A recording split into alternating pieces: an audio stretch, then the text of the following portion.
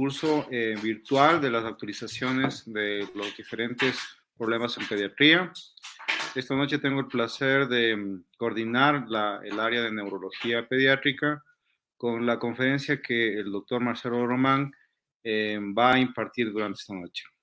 El doctor Marcelo Román es ex jefe del Departamento de Neurología Pediátrica del Hospital Metropolitano. Tiene muchísima experiencia en el tema que vamos a hablar el día de hoy. Y por favor, vamos a empezar la charla. Sus preguntas pueden enviar al chat, que al final de la conferencia vamos a estar gustosos en responder las preguntas que tengan. Adelante, doctor Marcelo Román, y buenas noches. Buenas noches con todos. Agradezco muchísimo a la Sociedad Ecuatoriana de Neuropediatría por la invitación a participar en este curso y agradezco al doctor Denis López por su amable presentación. Entonces, la agenda, los temas que vamos a tratar en esta charla están aquí en esta diapositiva. Vamos a hablar sobre la definición, una breve historia, la epidemiología, la presentación clínica según edad, sexo y nivel de desarrollo, el screening apropiado a la edad, el diagnóstico y mitos y realidades.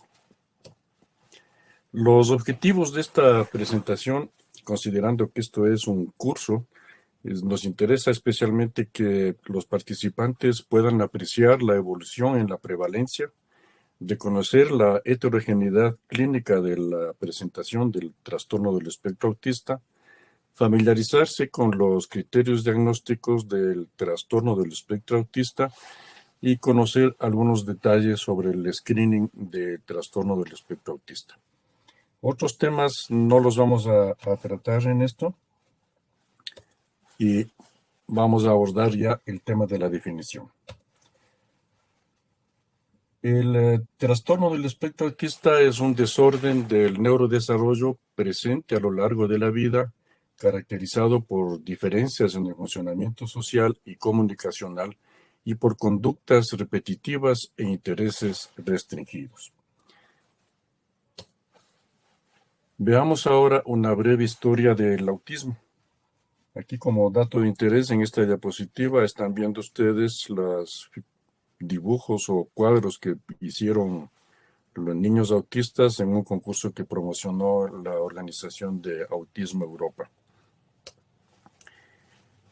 En cuanto a la primera historia, a la breve historia, en 1911 aparecieron las primeras nociones sobre el autismo, pero se le clasificaba dentro de la esquizofrenia. En 1935 Jack Kanner introduce el término autismo. En 1944 Asperger le considera que hay una psicopatología autística en niños. Y en 1981 la doctora Wink introduce el término espectro. En 1967, predominio de la psicología dinámica en esa época llevó al concepto de madre refrigeradora como causa. En 1951, el autismo aparece ya como reacciones esquizofrénicas de la infancia en la clasificación de enfermedades mentales de la Asociación Psiquiátrica Americana, es decir, en el DSM-1. En 1994, en el DSM-4 clasifica el autismo dentro de los trastornos generalizados del desarrollo, que incluyen al síndrome de Rett, al trastorno desintegrativo infantil, al síndrome de Asperger y el trastorno generalizado del desarrollo no especificado. Y ya hacia el 2013, cuando aparece el DSM-5, se considera que realmente la mayor parte de estos trastornos que estaban considerados en el DSM-4 constituyen realmente diferentes espectros de manifestaciones de los desórdenes autistas, y por eso es que se estableció este término de espectro de desórdenes autistas. Entonces, todos estos están incluidos aquí dentro del DSM-5. Desde 1980 hasta la fecha ha habido enormes avances en el establecimiento de las causas neurobiológicas y genéticas, que realmente han dado una importancia fenomenal al estudio del autismo en los últimos años. Veamos ahora la epidemiología. Hasta inicios de los años 80 se creía que el trastorno del espectro autista o el autismo era raro. De hecho, yo me formé en neurología pediátrica a inicios de la década del 80 y realmente me enseñaron que realmente el autismo tenía una prevalencia de alrededor de 2.500, de uno por 2.500 niños. Y realmente se le consideraba raro. En el 2000 ya se considera que la prevalencia es de 6.7 por mil, lo que equivale a 1 por 150 niños de los nacidos en 1992. En el 2004 se considera que ya hay una prevalencia del 8 por mil, lo que equivale a 1 por 125 niños. Y así podemos ir viendo en los diferentes años que realmente la prevalencia va cada vez aumentando, y hacia el año 2016 se llega a una prevalencia de 18 por mil, es decir, 1 por 54 niños. Y en el 2018 el CDC de Estados Unidos consideró que esta prevalencia estaba en el orden de 23 por mil, es decir, equivalente a 1 por 44 niños. Estos eran niños nacidos en el 2010. Este cuadro nos revela claramente que ha habido un incremento notable en la prevalencia en los últimos años. Y esto puede verse claramente aquí en este gráfico del CDC, en donde se ve cómo realmente ha ido evolucionando. Sin embargo, el aumento parecería haber disminuido, o parece que la prevalencia se ha estabilizado en los últimos años, y realmente se ha incrementado muy poco desde el 2018 hasta el 2020, que son los últimos trabajos de prevalencia que se conocen. ¿Por qué el incremento de esta prevalencia? Y esto es lo más importante preguntarse en relación con esto. Se han mencionado diferentes factores que pueden haber contribuido para esto. Entonces tenemos el incremento en el cribado y en el diagnóstico, una mayor y mejor información a nivel médico y de la población, un cambio en las recomendaciones de práctica clínica que hace que estemos diagnosticando más trastorno del espectro autista, el hecho de que el DSM haya ido cambiando paulatinamente los criterios diagnósticos y realmente se ha producido una ampliación de los mismos es otra explicación que se da con frecuencia.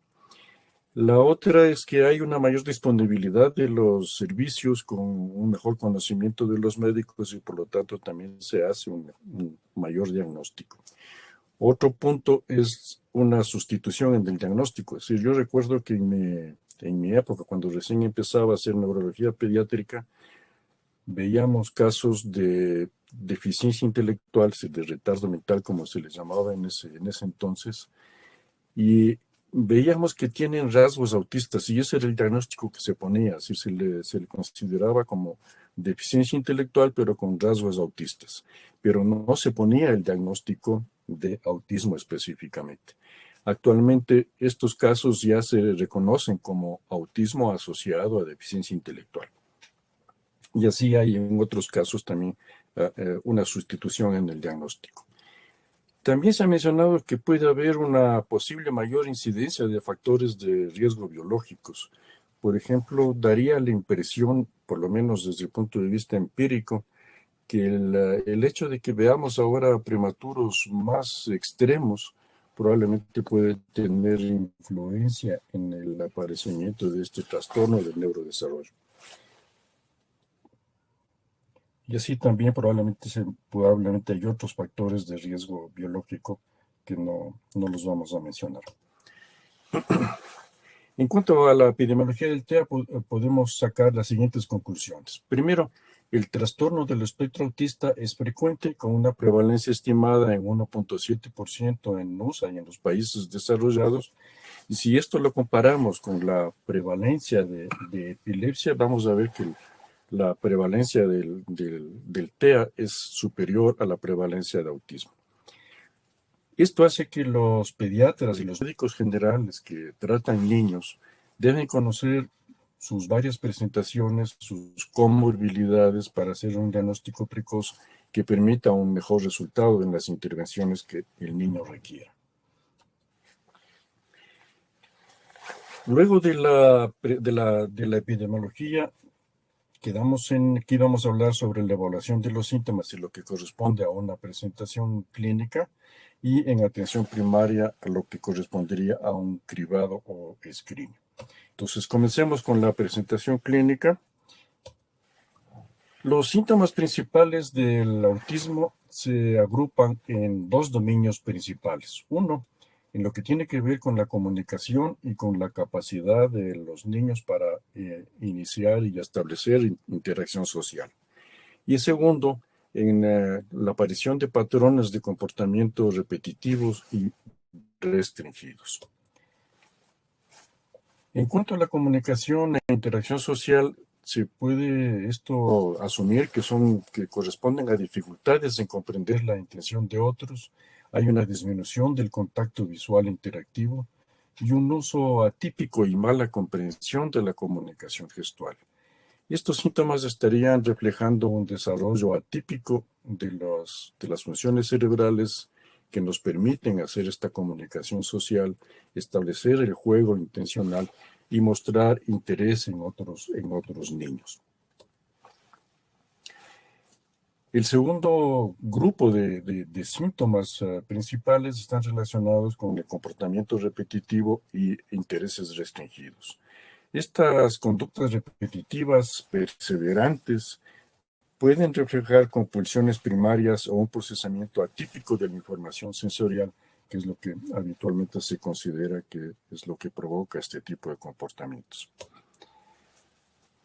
En general, se considera que los criterios diagnósticos que están establecidos en el DSM-5 son los más adecuados para establecer por lo menos una buena sospecha diagnóstica, aunque este DSM-5 no constituye realmente un test específicamente de diagnóstico. Pero el hecho de que tengamos la descripción organizada de los diferentes síntomas que pueden presentarse en el autismo hace que este DSM-5 sea realmente aceptado a nivel mundial. Este DSM-5 realmente fue publicado en el 2014, pero en este año apareció ya una revisión de estos criterios, el DSM-5-TR, que quiere decir revisión del texto. Pero como todavía no tenemos una versión en español realmente de este DSM-5-TR, y atreverse a traducir esto no es nuestra función, nos vamos a referir todo en relación al DSM-5 anterior, desde el 2014. Los criterios diagnósticos que establece el DSM-5 vienen así. Primero, este grupo A, que son deficiencias persistentes en la comunicación y en la interacción social en diferentes contextos, lo cual puede manifestarse sea en ese momento que estamos evaluando al niño o al hacer la historia clínica por los antecedentes. Vamos a encontrar que hay deficiencias en la reciprocidad socioemocional. Y aquí el DSM da varios ejemplos de lo que puede constituir este tipo de deficiencias. Igualmente hay otro grupo que se consideran estas deficiencias en las conductas comunicativas no verbales que se utilizan en la interacción social, y aquí hay estos ejemplos que menciona el DSM-5. Tercero, hay déficit en el desarrollo, que puede ser en el mantenimiento y comprensión de relaciones, con estos ejemplos, por ejemplo, dificultades para compartir el juego imaginativo, dificultad para ajustar el comportamiento a diferentes contextos sociales. En el grupo B están estos patrones restrictivos y repetitivos del comportamiento que se van a manifestar en estos subgrupos que están aquí consideradas en la diapositiva. Entonces, B1 tenemos movimientos, uso de objetos o habla estereotipada o repetitiva, por ejemplo, las típicas estereotípicas motrices simples que nosotros conocemos habitualmente, como estos movimientos de aleteo, el caminar en círculos, etc. La alineación de los juguetes de una manera que es atípica, el cambio de lugar de los objetos de una manera obsesiva, la ecolalia y el uso a veces de frases que son aparentemente inadecuadas para la edad del niño y que parecería como que usa un lenguaje más sofisticado que el que corresponde a su edad. En el B2 tenemos la insistencia en la monotonía, una inflexibilidad al cambio de rutinas o el desarrollo de patrones ritualizados de comportamiento verbal y no verbal. Por ejemplo, aquí en el DSM se mencionan estos patrones de pensamiento rígidos, unos rituales de saludo y la presencia de esta elevada angustia ante pequeños cambios. En el grupo 3 tenemos los intereses muy restrictivos y fijos que son anormales en cuanto a su intensidad y focos de interés. Por ejemplo, fuerte vínculo o elevada preocupación a objetos inusuales, intereses excesivamente circunscritos y perseverantes. Niños que se pasan jugando solamente con una sola cosa y de una manera muy repetitiva. En esta diapositiva se menciona lo que señala el DSM-5 y que es muy importante tomarlo en cuenta, que estos síntomas de autismo tienen que manifestarse en el periodo de desarrollo temprano. Aunque como ya habíamos mencionado en la definición, el autismo no es exclusivamente una enfermedad pediátrica, no es un trastorno de los niños, sino es una enfermedad, no es un trastorno de los niños. Y este trastorno puede persistir durante toda la vida. En ocasiones, estas manifestaciones del autismo no se revelan totalmente en edades pequeñas, pero van a hacerse evidentes cuando las demandas sociales sobrepasan las capacidades. Los síntomas causan interferencia en el día a día. Este es un punto muy importante. Si realmente, siempre que nosotros diagnosticamos estos trastornos del desarrollo, este va a ser una cosa que tenemos que valorarlo siempre, que es los síntomas que vamos a ver en el niño van a causar interferencia en el funcionamiento del día a día. Y por último, las alteraciones no se explican mejor por una discapacidad intelectual o por un retraso global del desarrollo. En esto hay que tener cuidado porque realmente, como habíamos mencionado, pueden coexistir la discapacidad intelectual o el retraso global del desarrollo con el autismo, pero en la valoración tenemos que considerar que estas discapacidades tienen que estar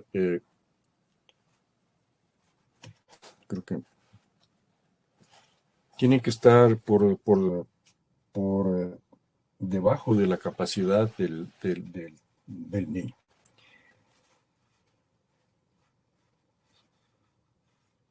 Un otro punto importante del DSM-5 es de que realmente estableció un diagnóstico alternativo para ciertos casos de TEA, en los que no se cumple el criterio B, es decir, no se observan patrones restrictivos y repetitivos del comportamiento, y se le denominó como trastorno de la comunicación pragmático-social.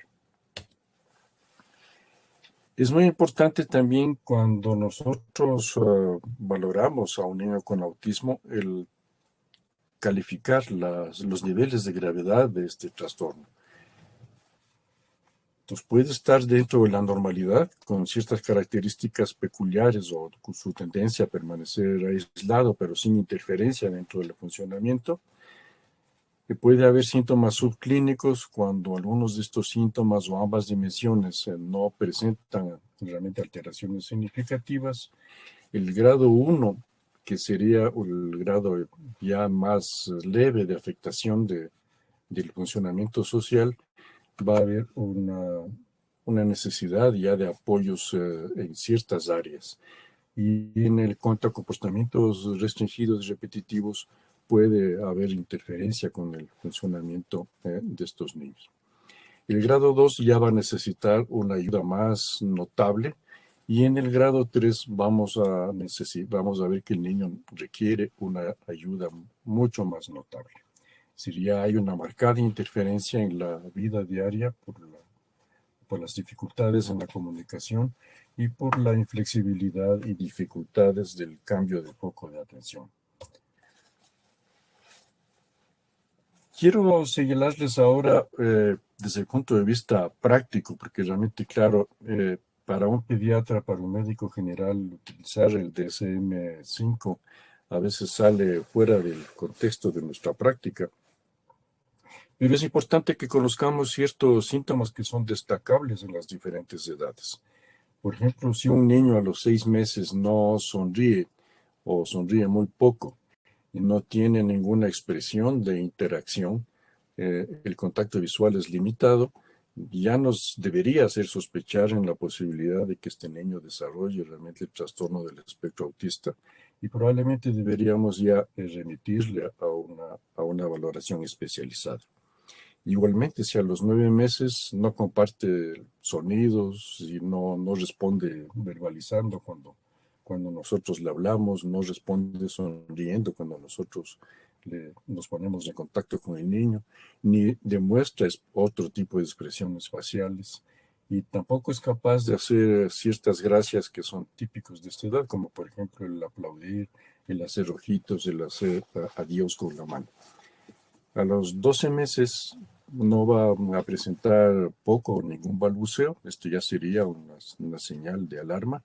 No es capaz de señalar, mostrar o alcanzar objetos y jugar en el toma y daca con los padres o con el examinador. Y no presenta respuesta cuando se le llama por el nombre. Entonces, todos estos signos son de alarma y nos debe poner en alerta para hacer la referencia adecuada. A los 18 meses veríamos que un niño no dice frases de 2 palabras, muestra poco interés en relacionarse con otros niños, una poca curiosidad por aprender y más bien mantiene conductas repetitivas, a jugar con la misma cosa y a veces de manera peculiar. Y a los 24 meses no va a ser capaz de decir frases de 2 palabras, no imita, no repite.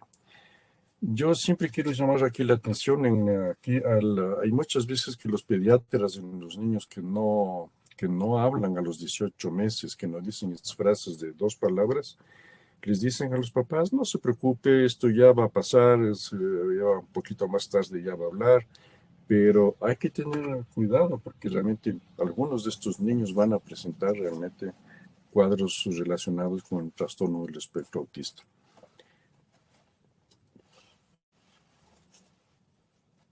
La organización del CDC, que está encargada específicamente de la cuestión de trastornos del desarrollo, que es aquí está señalado NCBDD, mostró tiene un cuadrito con estos que les denomina banderas rojas, que son los síntomas tempranos del trastorno del espectro autista, y que cuando vemos esto, sí, de manera mandatoria deberíamos hacer la referencia al niño para que sea evaluado adecuadamente. Hacia los 12 meses, si no responde el nombre, pues es una bandera roja. Hacia los 14 meses no apunta a objetos para mostrar interés, o hacia los 18 meses no pretende juegos de interacción o juegos sociales. Si en general el niño evita el contacto visual y prefiere jugar solo, presenta dificultad en entender los sentimientos de otros, hay un retraso en las habilidades del lenguaje y del habla, repite palabras o frases y lo que se conoce como ecolalia, da respuestas a veces sin relación con la pregunta que le hacemos, se fastidia con mínimos cambios en sus rutinas, muestra intereses obsesivos por ciertos objetos. Hay movimientos repetitivos como aleteos, balanceos, caminar en círculos y reacciones inusuales a sonidos, olores, sabores, apariencias, etc. Es decir, un niño que típicamente cuando la mamá prende la licuadora y realmente huye del sitio o se tapa las orejas para no escuchar el sonido, ya nos debe poner en alerta. Otra cosa muy importante que debe tomar en cuenta el pediatra y todas las personas que vemos a niños con probable trastorno del espectro autista son que este es un trastorno que frecuentemente presenta comorbilidades. Entre las más importantes están aquí condiciones médicas como trastornos del sueño. Recién vi un chico que realmente prácticamente no dormía nada, o dormía 1 o 2 horas, y realmente fue un fracaso total en su educación. Realmente, claro, porque al día siguiente estaba tan cansado que no aprendía nada. La epilepsia, que más o menos está presente en alrededor de un 20-25% de los casos, es mucho más frecuente cuando el autismo es sindrómico, cuando está asociado a discapacidad intelectual, y es más frecuente la epilepsia también en niñas. Cuando hay otros trastornos del neurodesarrollo que pueden estar asociados, como por ejemplo el TDAH, trastornos de ansiedad, trastornos del estado de ánimo. Puede haber desórdenes conductuales como autoagresión, que es muy frecuente observar, trastorno obsesivo compulsivo. La discapacidad intelectual es uno de los trastornos que está más frecuentemente asociado y se estima que más o menos alrededor de un 30% presenta discapacidad intelectual. Pueden ser mínimamente rivales en un 30% de los casos. Y otra cosa que es muy importante, y hay que considerarlo esto, porque muchas veces hay ciertas escuelas psicológicas que consideran que los desórdenes gastrointestinales son causa de los síntomas del autismo. Y es porque están asociados estos desórdenes gastrointestinales con mucha frecuencia en niños autistas. Y claro, también de vez en cuando podemos ver trastornos psiquiátricos importantes como depresión, psicosis, esquizofrenia. Ahora veamos una cosa que me parece a mí muy interesante, que me llamó la atención. Es decir, el diagnóstico de TEA es mucho menos frecuente en niñas en una proporción de 3 a 4 por 1. Realmente es una diferencia muy notable. Y esta diferencia disminuye cuando hay deficiencia intelectual asociada. Ahí se encuentra en una proporción de 2 a 1. El problema probablemente es que las niñas sin deficiencia intelectual tienden a ser diagnosticadas más tardíamente y probablemente no son detectadas de manera temprana. Para esto se han dado diferentes explicaciones, como ciertos factores biológicos, por ejemplo, la cuestión hormonal de las chicas, la presencia de los estrógenos en el desarrollo cerebral, diferencias en el fenotipo, en la trayectoria de desarrollo, diferencias en comorbilidades o mayor habilidad de las niñas para disimular ciertos rasgos autistas. Por ejemplo, tienden a estar en la periferia del grupo social antes que estar enteramente aisladas, solas, y tienden a conductas repetitivas que habitualmente pueden ser socialmente aceptadas. Otro punto importante en relación con esto es que en general se estima que los criterios e instrumentos diagnósticos que se utilizan para hacer la evaluación y el diagnóstico de los niños con autismo son derivados de estudios poblacionales que constituyen básicamente varones. Entonces, probablemente se perdió la información de cómo es el fenotipo del TEA en niñas. Esto hace que tengamos realmente, probablemente un subdiagnóstico de TEA en las niñas, que haya una necesidad de modificar los puntos de corte en el score de los instrumentos que se utilizan para hacer el diagnóstico, o realizar realmente modificaciones en estos instrumentos para que permitan una mejor detección de los casos de TEA en las niñas. Como conclusiones de estos aspectos relacionados con los síntomas y la presentación clínica del TEA, mencionemos que el TEA es una condición heterogénea, muy heterogénea y compleja, con presentación clínica variable, asociado a varias comorbilidades que pueden impactar el curso y el manejo. Es importante considerar que el trastorno del espectro autista puede ser confiablemente diagnosticado hacia los 14 y 18 meses, Pero esto en la práctica no vemos que no sucede. Realmente en Estados Unidos la edad promedio de diagnóstico es de 4 años y aquí en nuestro medio yo estimo que probablemente será más, aunque cada vez estamos viendo más niños con trastorno del espectro autista eh, pequeños y que estamos enviando a evaluación. Y no hay día que nosotros no veamos un paciente nuevo con sospecha de trastorno del espectro autista. Es muy importante la participación del pediatra y del médico que atiende niños para la identificación de estos niños con sospecha de TEA para que se puedan hacer la referencia y la evaluación adecuada por las especialidades que correspondan. Hablemos ahora sobre el screening o cribado del trastorno del espectro autista. Hay en general coincidencia de que no hay suficiente evidencia para recomendar el screening universal de rutina en todos los niños, como un poco sugiere la recomendación de la Academia Americana de Pediatría.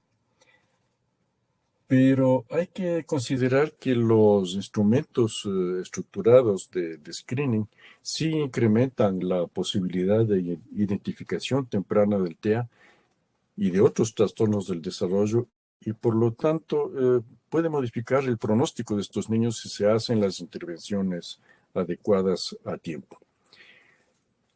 Es importante recordar, como ya les había mencionado, que los criterios diagnósticos del DSM-5 no constituyen un test diagnóstico formal, pero se puede utilizar eventualmente si no hay disponibilidad de otros tests como una especie de test diagnóstico. Las recomendaciones de la Academia Americana de Pediatría sí indican que se debe hacer una vigilancia universal del desarrollo psicomotor en general a los 9, 18 y 30 meses de manera formal y el uso de instrumentos de screening de trastorno del espectro autista estandarizados a los 18 y a los 24 meses. Y de hecho, el instrumento que se recomienda es el MChat, que se puede bajar del internet sin costo, y hay la versión en español, y que constituye de estas 20 preguntas, en las cuales hay la opción de responder con sí y no. Realmente es un cuestionario que deben llenar los padres y que es muy fácil, es muy claro y que puede realmente incrementar la posibilidad del diagnóstico temprano. La calificación de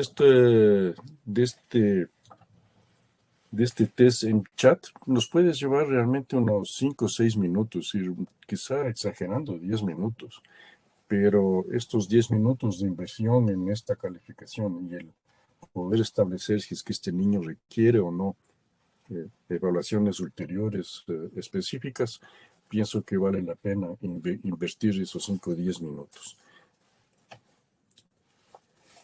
La sensibilidad del MChat es del 91% y su especificidad es del 96%, lo cual es estupendo para un test, pero se ha demostrado que en el mundo real el valor predictivo positivo y el valor predictivo negativo hacen que solamente de 100 niños cribados, 6 sean sospechosos y solo 2 darán diagnóstico positivo. Esta es una de las principales razones por las cuales se ha cuestionado la recomendación de la Academia Americana de Pediatría de hacer el screening universal. Otro dato importante en relación con esto es que solamente 1/3 de los niños que tuvieron positivo el MChat fueron referidos a evaluación especializada. Si los pediatras o los médicos de atención primaria que aplicaron este check, a pesar de que tenían el test ahí, el MChat, no hicieron la referencia a la evaluación especializada. Y esto hace que la utilidad de este instrumento realmente pierda valor. Pero yo creo que si se hiciera de manera adecuada, probablemente va a servir de mucho.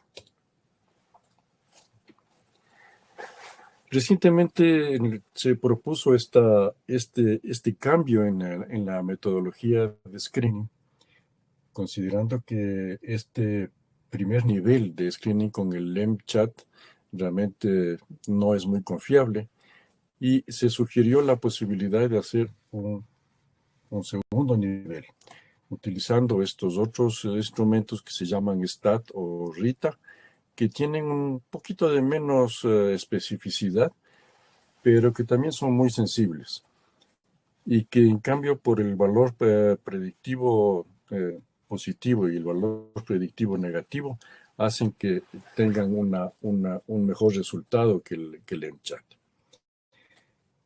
Y por último, si es que nosotros tuviéramos ya positividad en cualquiera de estos niveles, realmente el diagnóstico va a hacerse a través del estándar de oro, que son estos test que se llaman A2 o ADL. Entonces veamos el diagnóstico. Es muy importante considerar que el diagnóstico del trastorno del espectro autista requiere una evaluación multidisciplinaria que debe incluir la historia médica, social, familiar del desarrollo, incluyendo preguntas específicas de la historia de rasgos de TEA, dependiendo de la edad en la que tenga el niño que estamos valorando. Se debe hacer siempre una observación directa del comportamiento del paciente. Hay que hacer una evaluación del nivel cognitivo de desarrollo. Para eso hay test específicos como el WISC. La evaluación del funcionamiento adaptativo con diferentes escalas que se pueden utilizar para esto. La evaluación de las comorbilidades y otras condiciones médicas, que es donde más intervenimos los médicos en la valoración del niño con TEA. La evaluación del lenguaje, audiológica, la referencia a otros especialistas cuando esté indicado.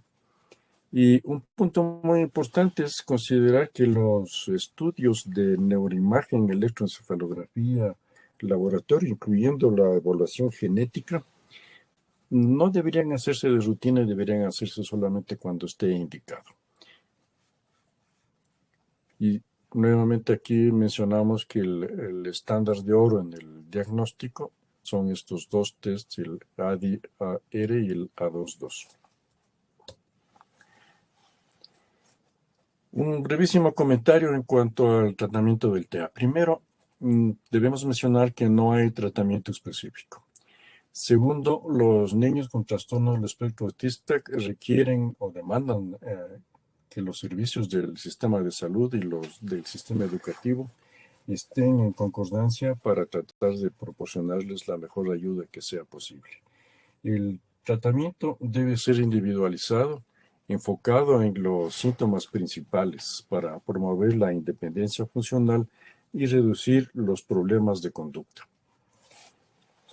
La terapia que se utiliza habitualmente desde el punto de vista neuropsicológico es la terapia de modificación de conducta.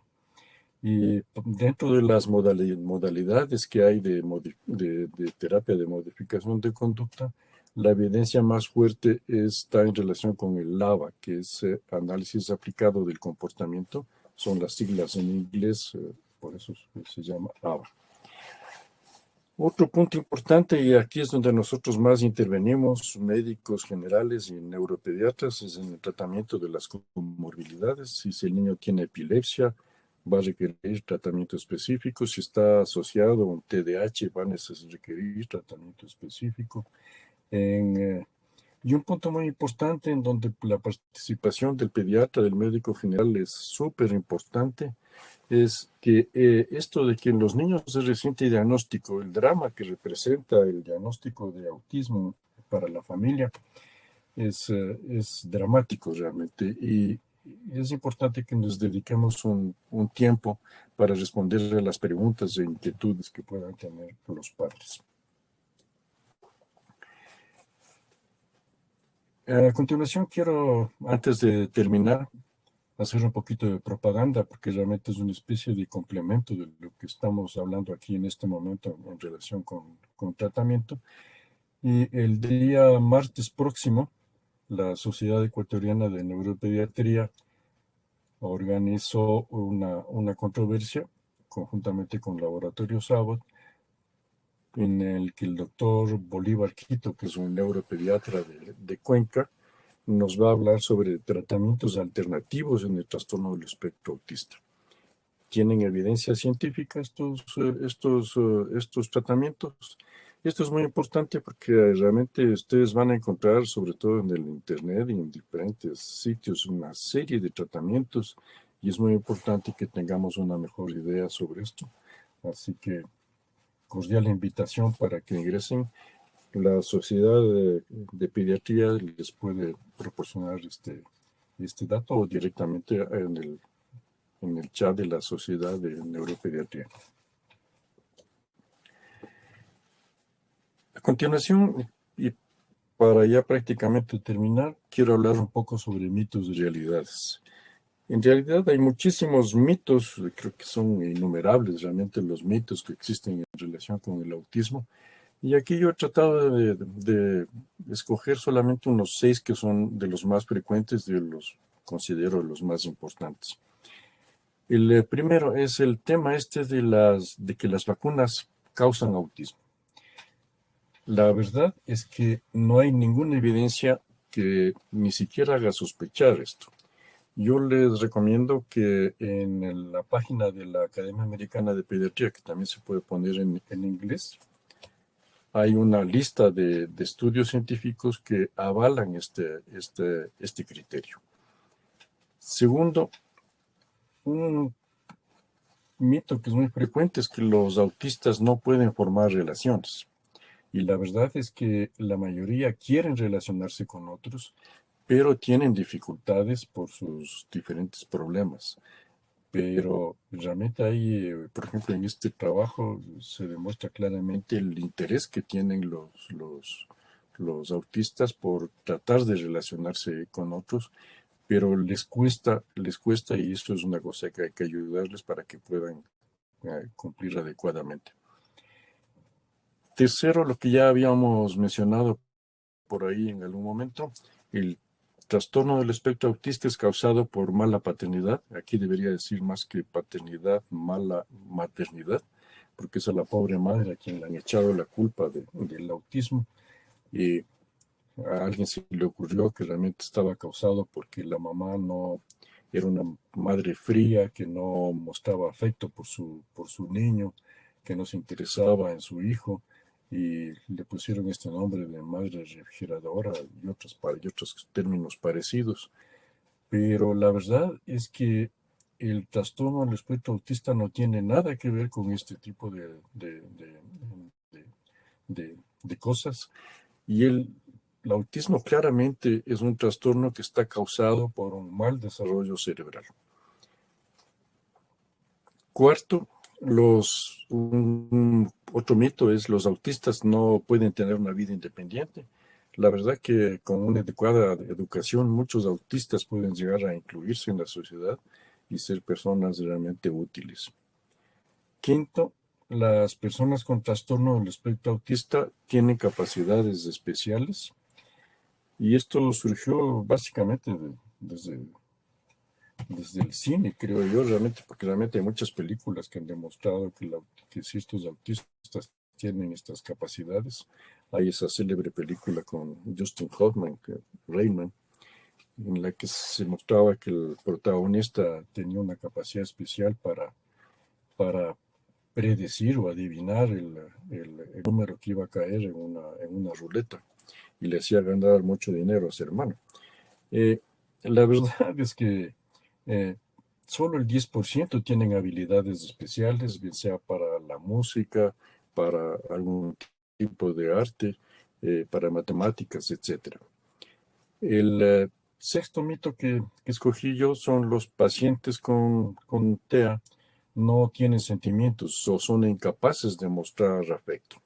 La verdad es que los niños con TEA pueden dar afecto, difieren en el procesamiento sensorial y comprensión social, y a veces más bien son hiperemocionales.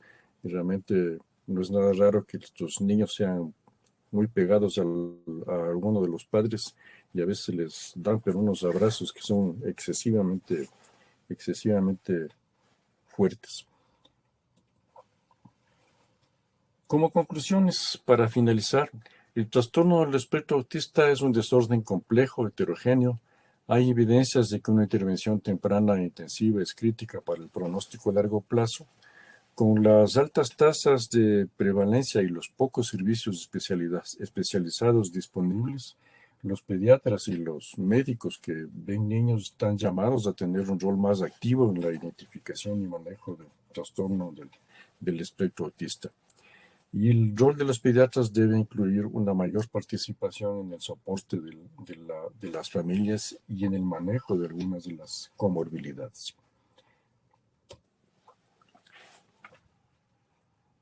Para los que están haciendo el curso, que están ya inscritos, yo les he traído aquí esta bibliografía que realmente me parece muy importante.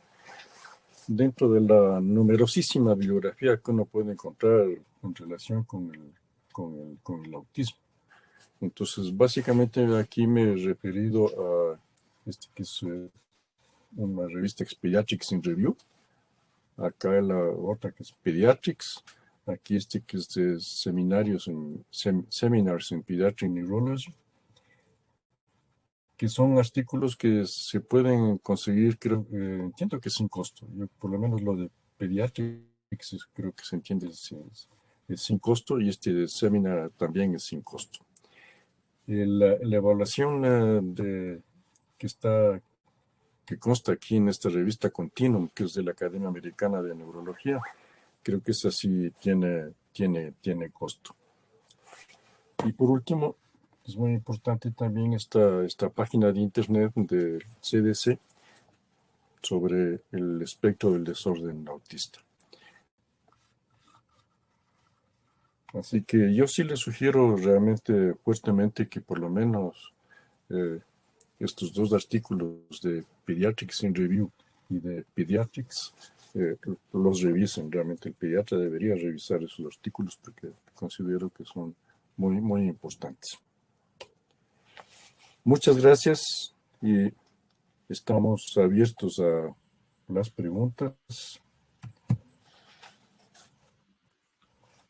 Muchas gracias, doctor Marcelo. En verdad, muy interesante la exposición de este trastorno. Como lo mencionó, los neurólogos estamos día a día enfrentándonos a este desorden del desarrollo neurológico, y que pues obviamente la intención de este curso es tratar de capacitar a mucha más personal de salud para que puedan hacer un screening, un cribado, como mencionaba, y ver una sospecha para poder ser referido hacia los diferentes especialistas. Tenemos algunas preguntas, doctor Marcelo. Empezamos con la primera. Dicen, ¿qué especialidades son los que tendrían que emitir el diagnóstico? El diagnóstico depende realmente. Quienes hacen los test que son más específicos para hacer el diagnóstico son las neuropsicólogas. Pero yo considero que el trastorno del espectro autista es un trastorno médico. Entonces, quien debe hacer el diagnóstico es un médico, que puede ser un neurólogo pediatra, un psiquiatra infantil, o puede ser un pediatra que tenga experiencia en problemas de neurodesarrollo. Aquí en nuestro país no tenemos esa especialidad, en otros países sí es muy conocida, que es la especialidad de pediatría del desarrollo. Pero yo pienso que este es un diagnóstico médico y son estos médicos los que tienen que hacer el diagnóstico. Las especialidades como psicología, neuropsicología, todas las otras cosas que habíamos mencionado, realmente son de apoyo en ese diagnóstico. Perfecto. Aquí dice otra pregunta. ¿A los niños con TEA en una institución educativa se les baja 2 años? No necesariamente, depende de la capacidad intelectual que tenga el niño. Realmente a veces hay que hacer adaptaciones curriculares, no necesariamente con las recomendaciones que hace el Ministerio de Educación, que a veces en ciertos casos son como muy drásticos.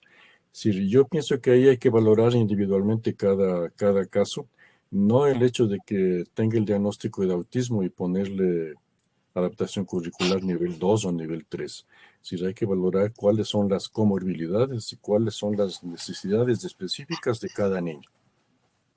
Perfecto. Otra pregunta dice, últimamente el diagnóstico de mujeres en edad adulta refleja que existen más de las que creíamos, pero que maquillaban sus propios síntomas. Usted comentó que en efecto hacen masking, pero ¿cómo se ve entonces ese masking en mujeres? Claro, lo que pasa es que muchas veces ahí en los adultos en general el diagnóstico viene a veces dado por el propio paciente. Si como hay una mayor apertura para leer sobre este tipo de cosas, un mayor interés, a veces ellos descubren que realmente en su trayectoria de vida han tenido varios de estos síntomas que sugieren el autismo y buscan la valoración especializada y por eso es que se hace el diagnóstico a veces tardíamente. En el Internet se encuentran referencias múltiples no solo de mujeres, sino de adultos de más de 30 años, 40 años que están siendo diagnosticados en este momento de autismo. Perfecto. Dice acá otra pregunta. ¿La restricción del gluten y la caseína es necesario en los trastornos del espectro autista? Claramente, de manera rutinaria, no. Si es que tienen claramente una alergia a estas sustancias y eso determinado con los exámenes adecuados, realmente podría eventualmente ser útil para disminuir ciertos síntomas. Pero no se debe hacer estas dietas, estos tratamientos dietéticos de manera rutinaria. Perfecto, doctor. Creo que son las preguntas más relevantes de las que tenemos en el chat. Queremos agradecer nuevamente al doctor Marcelo Román por la excelente exposición acerca de este trastorno y que sin duda ha ayudado muchísimo a muchos médicos jóvenes principalmente a tener un poco más claro los criterios sobre este trastorno.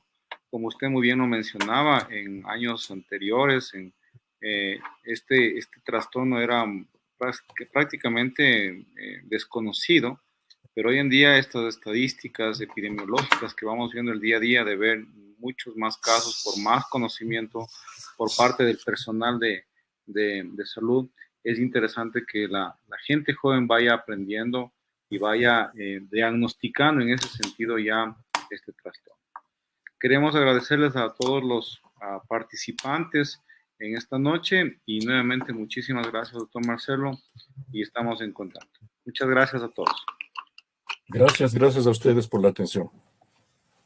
Gracias, doctor Marcelo. Salimos.